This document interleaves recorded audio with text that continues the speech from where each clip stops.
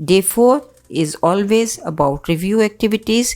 इसमें जो review activities हैं, ज़ेब्रा मास्क क्राफ्ट एक्टिविटी है। आप ज़ेब्रा मास्क ड्रॉ करवाइए बच्चों से रोल प्ले करवाइए, उनसे उस ज़ेब्रा मास्क पे कलर करवाइए और ज़ेब्रा परेड करवाइए। तो बच्चों को ज़्यादा से इसमें जो वर्बल लिंग्विस्टिक बच्चे हैं या विजुअल स्पेशल और काइनेस्थेटिक बच्चे जो हैं वो इस एक्टिविटी को बहुत इंजॉय करेंगे। The next one activity is zigzag painting activity.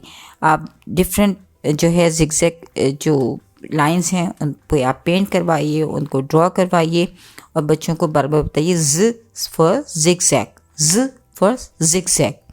तो बच्चे जो है वो इसकी मदद से एक तो जेड को सीख सकेंगे, दूसरे वो इन एक्टिविटीज़ की मदद से एंजॉय करते हैं और इंटरेक्टिव एक्टिविटीज़ होती हैं जिसकी मदद से एक फ़न लर्निंग की तरफ बच्चे मूव करते हैं।